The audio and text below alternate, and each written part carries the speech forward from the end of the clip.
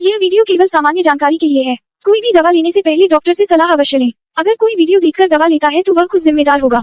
धन्यवाद।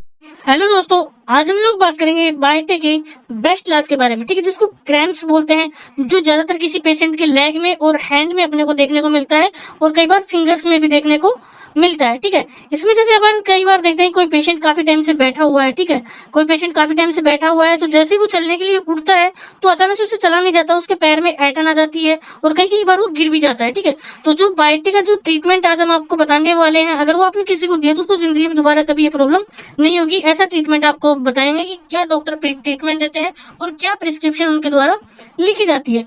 तो सबसे पहले हम जो बायोटेक जो क्रैम्प्स जो होते हैं उसके लक्षण के बारे में बात करते हैं कि क्या क्या लक्षण अपने को देखने को मिलते हैं।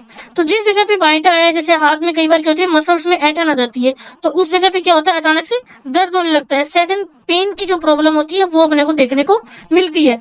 सेकंड नंबर पे है मसल टाइटनेस। मसल टाइटनेस मतलब कि जो मांसपेशियां होती है एकदम टाइट हो जाती है, एकदम खिंच जाती है, ठीक है, उसमें ऐंठन आ जाती है, जिससे चलने फिरने में भी बहुत ज्यादा प्रॉब्लम आती है, इंसान चल फिर नहीं पाता है, वो मूवमेंट में भी बहुत ज्यादा दिक्कत आती है उसको। ठीक है, थर्ड नंबर पे आता है मसल ट्विचिंग। जो मसल होती है, ठीक है, वो ट्विच हो जाती है, मतलब कि मुड़ जाती है, जो एक विजिबल क्रैम्प अपने देख सकते हैं, जैसा कि आप इस डायग्राम में देख सकते हो, एक जो क्रैम्प आया हुआ है यहाँ पे, ठीक है, वो अपने को काफी विजिबल है, अपन अच्छे से देख सकते हैं कि मांसपेशी के अंदर क्रैम्प आया हुआ है। ठीक है, तो बायोटेक जो आते हैं उनमें ज्यादातर जो क्रैम्प्स होते हैं वो विजिबल होते हैं, उनको अपन देख सकते हैं। ठीक है, जो मसल जो मुड़ जाती है उसको मसल ट्विचिंग बोलते हैं।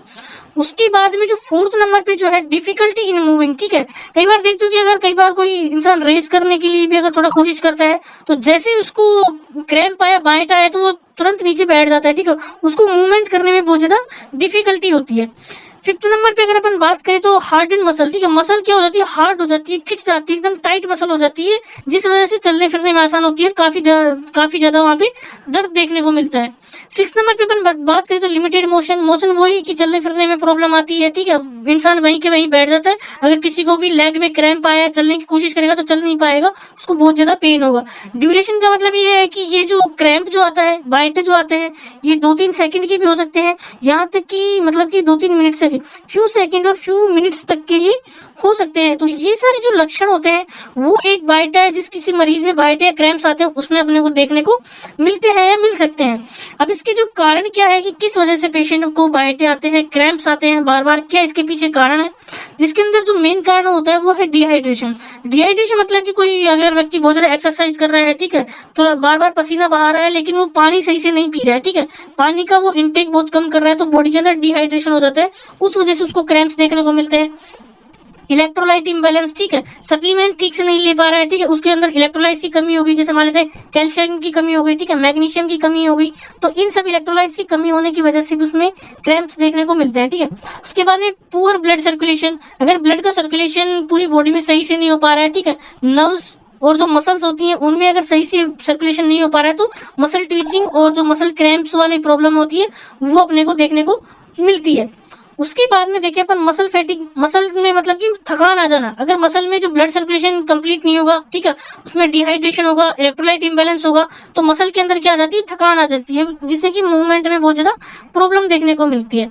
6 नंबर पे मेडिकेशन। अगर किसी की जैसे मेडिकेशन की वजह से भी प्रॉब्लम होती है, जैसे मान लेते हैं किसी को डायबिटिक्स चल रही है, ठीक है, मतलब कि जो डायबिटिक्स अगर मेडिसिन किसी को दे रहे हैं, ठीक है, अगर किसी की थायराइड मेडिसिन अगर चल रही है, किडनी डिजीज की अगर मेडिसिन चल रही है, तो इन सब मेडिकेशंस की वजह से भी क्या होता है, बायोटेक आने का चांसेस होते हैं। ठीक है, अगर किसी को मेडिकेशंस की वजह से अगर बायोटेक आ रहे हैं तो जिस डॉक्टर्स ने आपको वो मेडिकेशन प्रेस्क्राइब किए तो आप उनसे जाके कंसल्ट कर सकते हैं। ठीक है, उसके बाद में होती है कि मेडिकल कंडीशन। ठीक है, अंडरलाइंग मेडिकल कंडीशन मतलब कि अभी उसको कोई मेडिकल कंडीशन है, जैसे कि हो सकता है कि डायबिटीज हो, ठीक है, किसी पेशेंट को डायबिटीज होती है, शुगर ज्यादा है, तो उस वजह से उसको बायोटेक आने लगते हैं। ठीक है, या फिर उसको जो किडनी डिजीज हो सकती है, ठीक है, उसको थायराइड हो सकती है, तो इन सब डिजीज की वजह से भी क्या होते हैं, बायोटेक आने के चांसेस बहुत ज्यादा रहते हैं। तो ये अगर कोई अंडरलाइंग मेडिकल कंडीशन है तो बायोटेक को क्रैम्प्स को ठीक करने के लिए आपको इन डिजीज को ठीक करना बहुत ज्यादा जरूरी है। 7th नंबर पे आता है प्रेगनेंसी। ठीक है, प्रेगनेंसी में भी न्यूट्रिशन की कमी की वजह से कई बार क्या होते हैं, जो पेशेंट होता है उसको क्रैम्प्स का सामना करना पड़ता है। तो ये सारे जो कारण होते हैं, ये सारे जो रीजंस है, कॉजेज है, वो अपने को क्रैम्प्स के देखने को मिलते हैं। इन्हीं सभी कारणों की वजह से क्या होता है, बॉडी में क्रैम्प्स आते हैं। लेकिन अगर किसी को क्रैम्प आ रहे हैं तो आप उसको क्या ट्रीटमेंट दे सकते हैं। मान लेते हैं किसी को मेडिकल कंडीशन ऑक्सीजन भी नहीं है, ठीक है, मेडिकेशंस भी नहीं चल रही हैं, ठीक है, प्रेगनेंसी भी नहीं है, तो उस केस में अपन पेशेंट को क्या ट्रीटमेंट देंगे ताकि उसकी क्रैम्प्स जो आ रहे हैं, बाइट जो आ रहे हैं, वो हमेशा के लिए बंद हो जाए। तो यहाँ अपन ट्रीटमेंट में सबसे पहले बात करते हैं कि जो पेशेंट को बहुत ज्यादा दर्द होता है, ठीक है, जो ऐंठन होती है, उसको खत्म करने के लिए यहाँ पे अपन टैबलेट यूज करने वाले हैं जीरोडोल एमआर। जीरोडोल एमआर के अंदर टैबलेट के अंदर आता है एसिक्लोफेनेक, ठीक है, और जो टिजेनिडीन जो आता है 2 mg 2 मिलीग्राम। तो जो एसिक्लोफेनेक होता है ये दर्द के काम करता है, ठीक है, दर्द को खत्म करता है। और जो टिजेनिडीन होता है वो क्या करता है, मसल जो होती है मांसपेशी उनको रिलैक्स करता है, ठीक है, उनको आराम देता है। तो अगर ये टैबलेट आप सुबह, दोपहर खाना खाने के बाद में और शाम को खाना खाने के बाद में दिन में 3 बार तक ली जा सकती है अगर किसी को ज्यादा प्रॉब्लम है, और अगर प्रॉब्लम कम है तो सुबह और शाम दिन में 2 बार भी ली जा सकती है, ठीक है। उसके बाद में जो हम टैबलेट का बात करने वाले हैं वो है टैबलेट न्यूरोबायोन प्लस, ठीक है, जिसके अंदर आता है मेकोबोलामाइन, पायरिडोक्सिन जिसको विटामिन B6 बोलते हैं, ठीक है, और निकोटिनामाइड, ठीक है। तो ये सारे जो विटामिन का जो कॉम्बिनेशन होता है, मेकोबोलामाइन जो कॉम्बिनेशन होता है, ये क्या करता है, जो मसल्स को क्या करता है, स्ट्रॉन्ग करता है, ठीक है, ताकत प्रदान करता है, और जो ब्लड का सर्कुलेशन है, ब्लड की सर्कुलेशन को सही करता है, और जो नर्व्स होती है, ठीक है, जो मसल्स के पास में जो नर्व्स होती है उनको ताकत प्रदान करता है, जिस वजह से क्या होता है, जो क्रैम्प्स जो आ रहे हैं कमजोरी की वजह से, ठीक है, और जो ब्लड सर्कुलेशन लो की वजह से, तो वो सारे बंद हो जाते हैं, ठीक है। तो उसमें अपन न्यूरोबायोन भी एक ऑप्शन अपन दे सकते हैं इस टैबलेट के साथ में। तो ये टैबलेट अगर अपन देंगे न्यूरोबायोन प्लस, तो एक टैबलेट सुबह और एक टैबलेट शाम को पेशेंट को दी जाती है। उसके बाद में हम लोग बात करते हैं पेशेंट के लिए टैबलेट नंबर 3, जिसमें टैबलेट नंबर 3 पे आती है प्रेडमेट 8 mg, ठीक है, जिसके अंदर आता है मिथाइल प्रेडनिसोलोन। मिथाइल प्रेडनिसोलोन क्या होता है, एक स्टेरॉइड है, ठीक है। स्टेरॉइड क्या करता है कि जो प्रोस्टाग्लैंडिन सिंथेसिस जो होता है बॉडी में, ठीक है, तो उसकी वजह से क्या होता है, अपने को पेन होता है, ठीक है, दर्द होता है। तो उस दर्द को खत्म करने के लिए मिथाइल प्रेडनिसोलोन या अन्य स्टेरॉइड्स यूज की जाती है, जिससे क्या होता है, प्रोस्टाग्लैंडिन सिंथेसिस जो होता है वो ब्लॉक हो जाता है और पेशेंट को दर्द बिल्कुल भी नहीं होता है। तो दर्द को ब्लॉक करने के लिए अपन मिथाइल प्रेडनिसोलोन 8 mg की टैबलेट, एक टैबलेट सुबह और एक टैबलेट शाम को खाना खाने के बाद में पेशेंट को दी जाती है। उसके बाद में जो 4th नंबर पे जो टैबलेट आती है वो है टैबलेट रेंटेक 150, ठीक है। रेनिटीडिन 150 टैबलेट का अपन यहाँ पे यूज क्यों कर रहे हैं, क्योंकि अगर अपन इतनी टैबलेट देते हैं तो पेशेंट को हो सकता है कि पेट में एसिडिटी की प्रॉब्लम हो सकती है, ठीक है। एसिडिटी को खत्म करने के लिए अपन पेशेंट को एक टैबलेट सुबह और एक टैबलेट शाम को खाना खाने के बाद में एसिडिटी को खत्म करने के लिए देते हैं, ठीक है। तो अगर इतना ट्रीटमेंट आप किसी को देते हो तो जीरोडोल एमआर उसका दर्द खत्म कर देगी, न्यूरोबायोन जो है मसल को ताकत प्रदान करेगी, ठीक है, बॉडी को ताकत देगी, ब्लड सर्कुलेशन सही से होगा, उसकी जो न्यूट्रिएंट्स की कमी है, विटामिन कमी है, उसको पूरा करेगा। प्रेडनिसोलोन जो प्रेडमेट है, जो मिथाइल प्रेडनिसोलोन है, वो क्या करेगा, स्टेरॉइड है, जो दर्द को प्रोस्टाग्लैंडिन की वजह से जो दर्द हो रहा है उसको ब्लॉक करेगा ताकि पेशेंट को दर्द महसूस ना हो। रेंटेक जो है पेट की एसिडिटी खत्म करेगा, खाना सही से पचेगा, ठीक है, ताकि जो न्यूट्रिएंट्स की कंप्लीशन है वो आसानी से हो सके।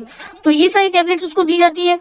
और जो 5th नंबर पे जो मेन और सबसे जो मेन कैप्सूल जो आता है वो है अप्राइज D3, जिसके अंदर आता है कोलेकैल्सिफेरॉल, ठीक है। ये विटामिन D3 का कैप्सूल होता है जो 60K, ठीक है, विटामिन D3 60K के नाम से आपको किसी भी ब्रांड का देखने को मिल सकता है। तो ये क्या होता है कि कई बार बाइट क्या होता है, जो क्रैम्प्स होते हैं वो कैल्शियम की कमी से, ठीक है, अगर कैल्शियम की ज्यादा कमी है तो उस वजह से ये बहुत ज्यादा देखने को मिलते हैं। तो कैल्शियम की कमी को पूरा करने के लिए, विटामिन D3 को कमी को पूरा करने के लिए अपन अप्राइज D3 कैप्सूल दी जाती है। इसमें क्या, और तो ये कैप्सूल एक बार 7 दिन के अंदर, 7 दिन में सिर्फ एक बार दी जाती है, मतलब आज दे दी तो 7 दिन के बाद में, मतलब 8वें दिन रात को दूध के साथ ही देनी होती है। तो मतलब अगर ये टैबलेट आज दे दी तो उसके जस्ट 7 दिन बाद में, मतलब 8वें दिन देनी है आपको। ये टैबलेट दूध के साथ अगर अपन देते हैं तो बहुत ज्यादा इसका इफेक्ट देखने को मिलता है। तो अगर किसी को क्रैम्प्स आ रहे हैं और आपके पास पेशेंट, तो आप इसको ये एक कंप्लीट ट्रीटमेंट दे सकते हो, मतलब आपको सारी टैबलेट देनी होती है।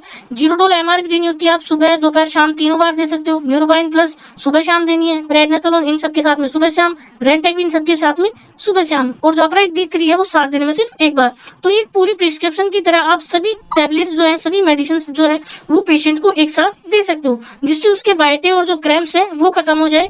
और जो मेन जो कई बार जो रीजन देखने को मिलता है कि पेशेंट के अंदर डिहाइड्रेशन हो गया है, तो उसको लिए आप पेशेंट को बताएं कि उसको ज्यादा से ज्यादा पानी पीने के लिए बोले, या फिर उसको साथ में आप उसको ORS दे सकते हैं, ठीक है, ताकि जो उसको इलेक्ट्रोलाइट्स को बैलेंस कर दे और पानी की कमी को भी पूरा कर दे। तो उसको बोले कि ज्यादा से ज्यादा पानी पी, उचित न्यूट्रिशन ले, ठीक है, खाना अच्छे से खाए जिसमें आयरन सप्लीमेंट्स ज्यादा हो, कैल्शियम ज्यादा हो, ठीक है, विटामिन जो है, मल्टीविटामिन उसको मिले, तो ऐसा न्यूट्रिशन उसको, ऐसी डाइट उसको रखनी चाहिए। ठीक है, पोस्चर को सही रखे। पोस्चर को सही रखे मतलब कि किसी भी एक अवस्था में लंबे टाइम तक बैठना, लंबे टाइम तक खड़े रहना, ये सब क्या होती है, प्रॉब्लम कर सकती है, उसकी वजह से क्रैम्प्स आ सकते हैं। ठीक है, तो पोस्चर को आप कंटिन्यूअसली चेंज करते रहें, पोस्चर को सही रखें, बैठने का तरीका है वो एकदम सही रखें। रिलैक्स पोजीशन में कंटिन्यूअसली अगर आप बैठेंगे तो उसमें बाइट आने के चांसेस ज्यादा रहते हैं, इसलिए आपको पोस्चर को सही रखना है। एक्टिव रहना है। ठीक है, आलसी बिल्कुल बैठे नहीं रहना। अगर आप एक्टिव रहते हो तो उससे भी क्रैम्प्स की जो समस्या है वो बहुत कम हो जाती है। तो इतना अगर आप सब कुछ करते हैं तो आपका जो क्रैम्प्स की जो प्रॉब्लम है वो 100% ठीक हो जाती है। अगर आपकी कोई मेडिकल कंडीशन है, कोई डिजीज है, तो उसको पहले आप ठीक कीजिए, उसके बाद में तो बाइट है जो क्रैम्प्स है वो अपने आप ठीक हो जाएंगे, या फिर आप ये सारा ट्रीटमेंट यूज कर सकते हैं। तो आज की जो वीडियो जो हमने बताई वो आपको कैसी लगी कृपया हमें कमेंट में बताएं।